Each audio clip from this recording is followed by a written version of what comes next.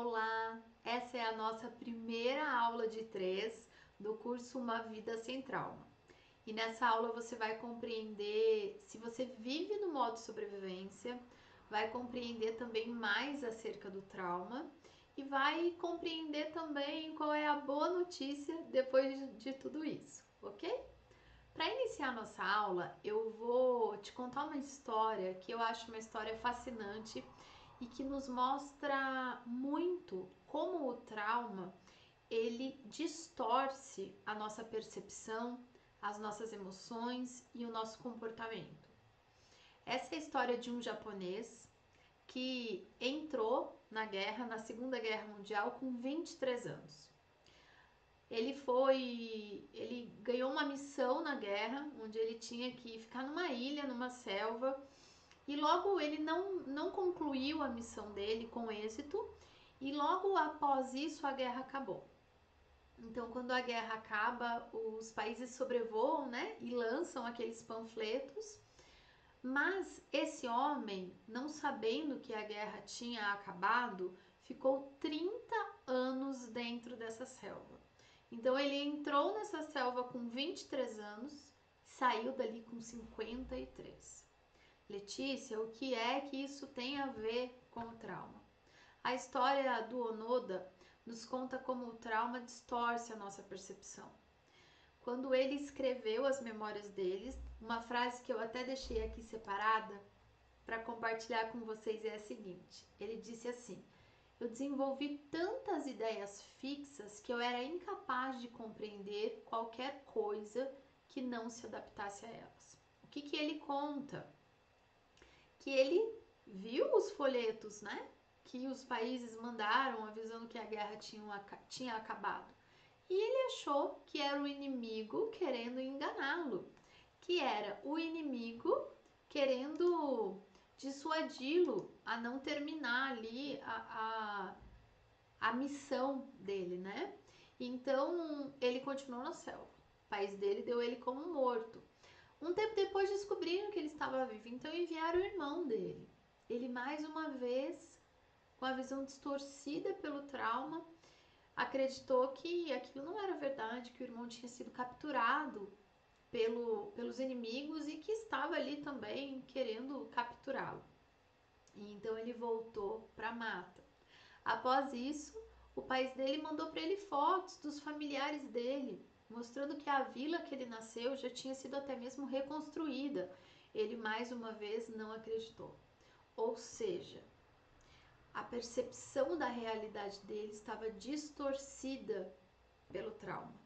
Essa história exemplifica muito bem uma máxima do trauma que é: o que aconteceu com Onoda foi que a guerra já tinha acabado no externo, mas a guerra ainda existia dentro dele. Uma pessoa traumatizada é isso que acontece. O trauma, aquele evento, ele está no passado, mas aquele evento ainda existe dentro da pessoa e ela ainda responde àquele evento. Ou seja, ela fica presentificando o passado. Eu vou compartilhar agora com vocês um slide para a gente compreender mais acerca do trauma. Para a gente compreender se a gente vive no ciclo do trauma. Vamos compreender o que é o ciclo. Aqui nós temos um diagrama onde nós vamos compreender o ciclo do trauma. O que é o mundo do trauma? Como é que a gente adentra nesse mundo?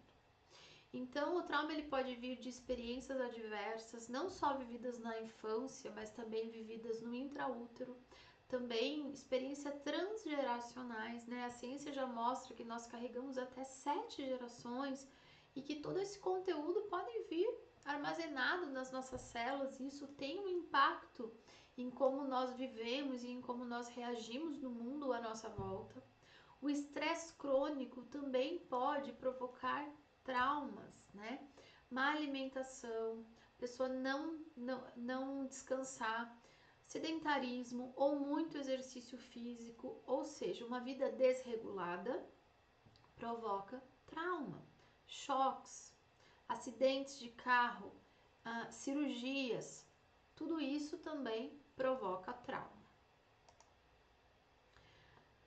Quais são os sintomas de que o trauma já acabou no externo, mas ainda não acabou dentro de mim, né?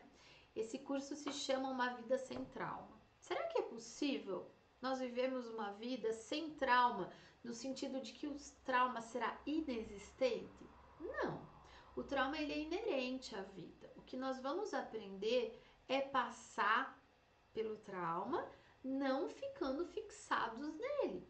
Então, quais são alguns sinais de alerta de que nós estamos fixados no trauma? Ou seja, que nós estamos como o Onoda, né? Que a guerra já acabou no externo, mas dentro de nós a guerra ainda permanece. Alguns sintomas são esquecer de cuidar das próprias necessidades básicas, se sentir mais cansado que o normal, a pessoa não ter regulação emocional, não ter reação ou ter uma reação muito exacerbada, problemas de sono, falta de sono ou muito sono, problemas de memória, a pessoa não conseguir reter a memória de curto prazo, gerenciar mais de uma tarefa se torna muito difícil para essa pessoa. A pessoa tem vínculos disfuncionais, ou muito simbiótica, ou sem conseguir fazer vínculos. E a pessoa também tem comportamentos compulsivos, né? Já que a pessoa não consegue se regular emocionalmente, ela busca regulação na bebida, na comida, no sexo, nas drogas, nas compras. Então, esses são alguns sinais de alerta. Aprendemos também que o trauma, ele modifica a nossa percepção, né? Ele molda a nossa percepção. Uma pessoa traumatizada tem a seguinte visão de si: eu não estou seguro, eu não sou visto, eu tenho medo, eu sou errado, eu estou quebrado, eu não consigo, não tenho valor, não sinto nada ou sinto tudo, sinto a dor do mundo, né? E a visão do mundo que a pessoa tem é que o mundo não é seguro, que as pessoas não são confiáveis, que as coisas só dão errado, que não existe lugar no mundo para mim, nada vale a pena, as pessoas vão me ferir. E essa imagem serve, né, para mostrar o quanto o trauma distorce a nossa visão da realidade. Então, até aqui nós compreendemos como é que se adentra nesse mundo do trauma, que impactos ele traz sobre a pessoa e como é que ele modifica a percepção da pessoa da realidade. Agora nós vamos ver o quanto o trauma nos coloca num funcionamento que nos deixa longe da nossa real identidade. E nós vamos chamar aqui esse número 2 do ciclo do trauma do falso eu. Uma pessoa traumatizada, o que é o trauma? É algo que foi tão impactante para o nosso corpo que o nosso corpo ligou os mecanismos de sobrevivência, o modo sobrevivência que eu tenho certeza que você já escutou falar tantas vezes. O que é esse modo sobrevivência? É quando o seu corpo desliga o seu cérebro de alto funcionamento e liga o seu cérebro instintivo, o seu cérebro que está ali para sobreviver. Então esse cérebro, ele vai te trazer 4 funcionamentos básicos, que são mecanismos de defesa. O primeiro funcionamento é o bélico, é a pessoa que está sempre em luta. É aquela mulher Carlão, é aquele homem que é muito crítico, que tá sempre brigando, que o mundo é uma luta, né? Muitas vezes você pergunta para a pessoa como você está e ela diz: a gente tá na luta, tá na luta. Então, o corpo dessa pessoa interpreta tudo como um perigo, lembra? A guerra acabou lá fora, mas não acabou aqui dentro. E o mecanismo de defesa é: eu vou lutar porque eu dou conta. Eu vou lutar porque eu vou ganhar. Eu dou conta. Então, esse é um mecanismo. O outro mecanismo de defesa, se esse corpo sente que não é capaz de lutar, é o mecanismo bajulador. Ou seja, é aquela pessoa que faz tudo para agradar, que ela se desdobra em 4 para agradar o outro, ela tem um modo de vincular ansioso por agradar. O que é que essa pessoa inconscientemente está fazendo? Inconscientemente ela sente que não tem controle da situação, então ela bajula, ela tenta criar um ambiente mais confortável para que aquilo seja menos ameaçador, já que lutar ela não dá conta. Se ela sente que ela não dá conta de ajudar, de lutar, e ela também não dá conta de criar esse ambiente um pouco mais confortável, um outro mecanismo de defesa é o fugir. A pessoa foge. Então essa pessoa ela vai ter um padrão de vínculo evitativo. Ela vai evitar os vínculos. Talvez essa pessoa tenha uma fobia social.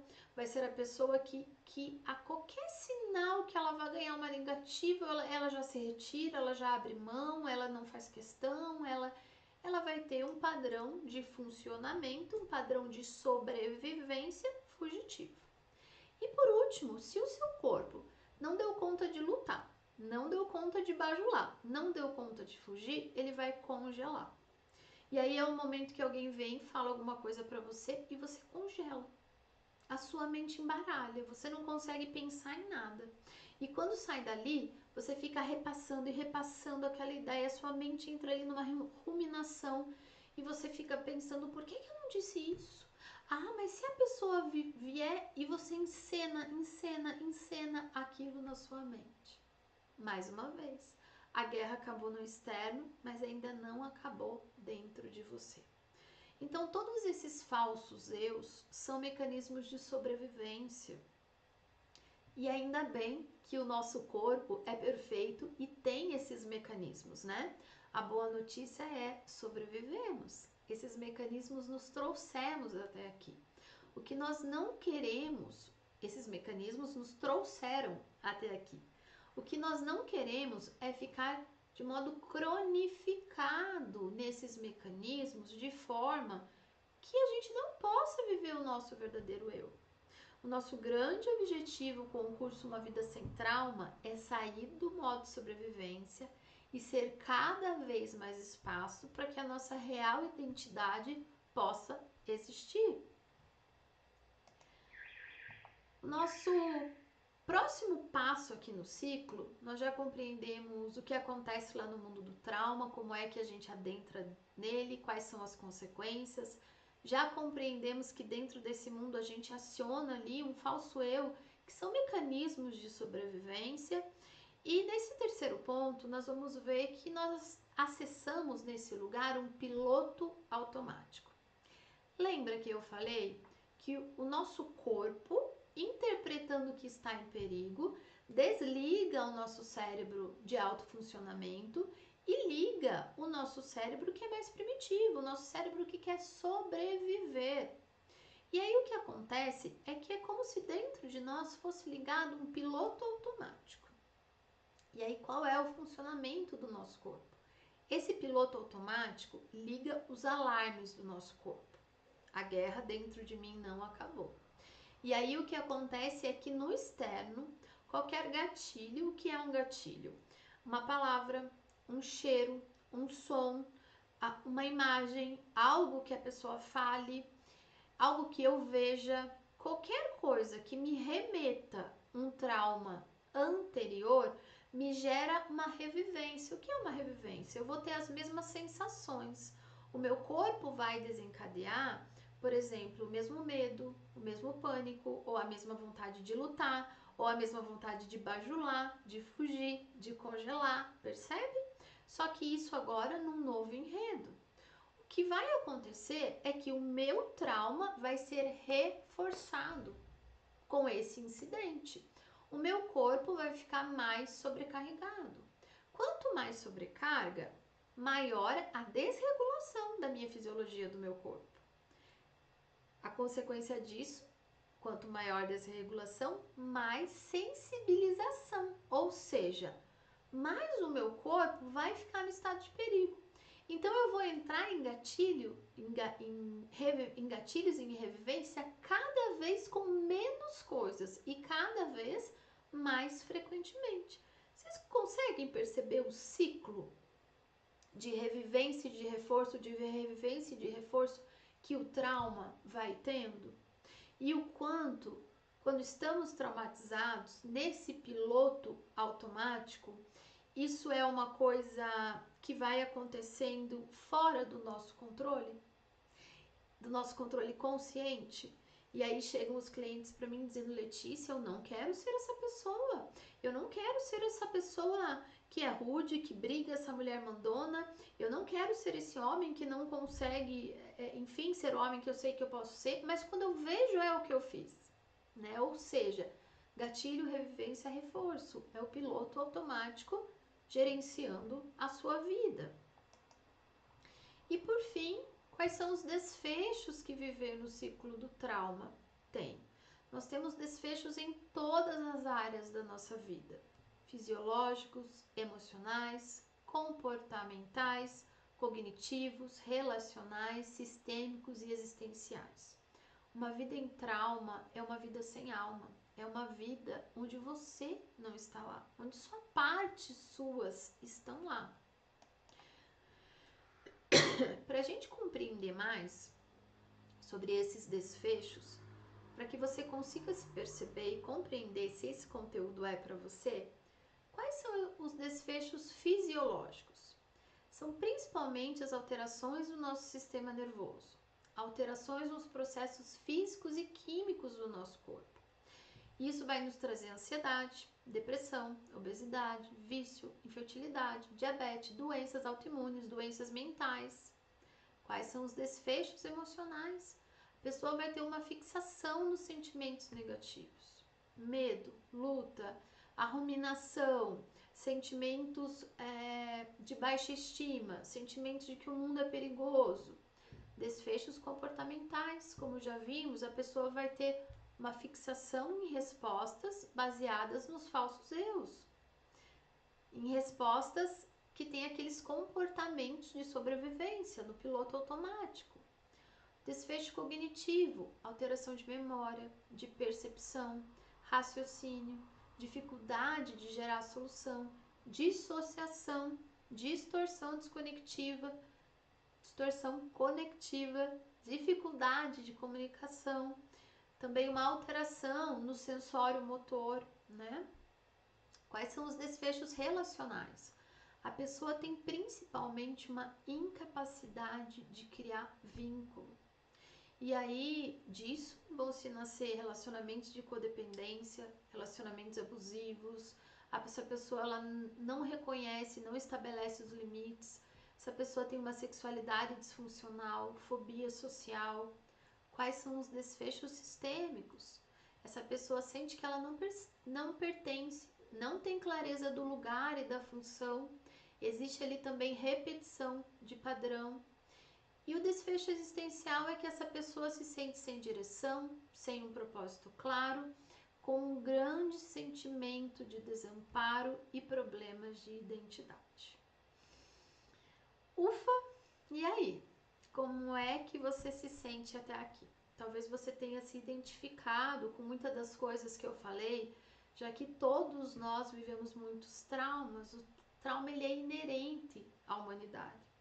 O grande objetivo dessa aula era a gente compreender um pouco mais sobre o trauma e como ele atua na nossa vida, muitas vezes nos levando na direção contrária do que a gente quer, né?